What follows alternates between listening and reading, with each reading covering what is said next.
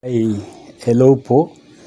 Ito po yung napanood ko. Gusto kong i-share sa inyo. Yung galing po ito sa Jesus the Movie na may sinasabi ang ating Panginoong Yesus, no? Tungkol sa pagsamba sa ating dakilang Ama at sa anak ang Panginoong Yesus, no? Ito po, maganda pong malaman nyo ito para hindi po kayo malinlang ng mga halimbawa, mga iba't ibang reliyon, no? Kagaya sa ibang bansa, isa na yung US, no? Ang daming nagsarang mga parang ano yun, mga preacher, no, na ang lalaki ng mga gathering pero nagsara dahil yung nangyayari, yung ginagawang pera, yung pagsamba, no, sa dakilang Ama at sa anak ang Panginoong Yesus. Ginagawang business yung salita ng ating Diyos Ama. Kaya marami yung nalilito, yung iba napapasama dahil gusto nilang maligtas, no? Gusto nilang maligtas. Pero dito, kapag napanood nyo ito, magdadalawang isip kayo kasi meron naman mababasa sa Mateo o Matthew, yung nasa Bible po yan, sa Matthew chapter 6 verse 6 hanggang 13. Basahin niyo po yun doon. May mababasa po kayo dyan na yung kung paano ka manalangin sa ating Diyos Ama, no?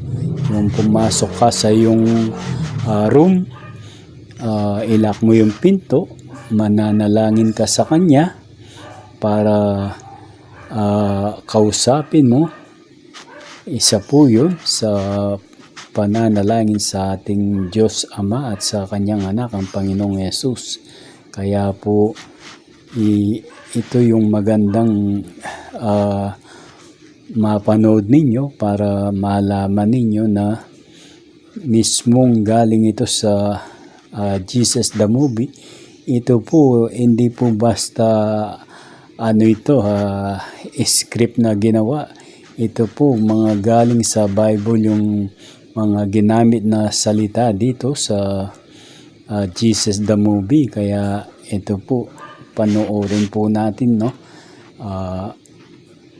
Pero bago po yan, pakiclick po yung subscribe buttons dyan po sa ilalim ng aking channel, yung black na subscribe. Pakiclick po yan para madagdagan po yung aking subscriber. Kahit umabot lang po ako ng 1,000 subscriber, maligaya na po ako. Nepo, kareng kakapampangan tamo, pakisubscribe ya po ining ka na akong kay channel. Gang mirasya mo pong 1,000, maligaya na ako. Nya po, pakiclick nyo na mo po yung subscribe, bali bala mo sa opinion nya mo po ka na ako. Ngini po pakit ko na po kayo ining manuang kong Jesus the Movie nung naning sinabi na pakiramdaman niya pong masalesen, eh. Bakit kayo nag-aaway-away kung aling relihiyon ang tama? Katotohanang sinasabi ko sa inyo, walang institusyong itinayo ng tao ang makapagliligtas sa inyo. Huwag ninyong iasa ang inyong kaligtasan sa pangalan ng inyong grupo o sa mga ritual ng inyong simbahan. Hindi relihiyon ang susi, kundi ang inyong pananampalataya sa akin.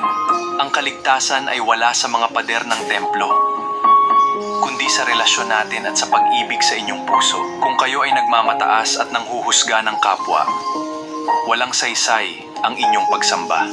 Sundan ninyo ako, magmahalan kayo at manampalataya ng tapat. Sa huli, ang inyong puso at pananalig ang magliligtas sa inyo. hindi ang relihiyong inyong kinaaaniban.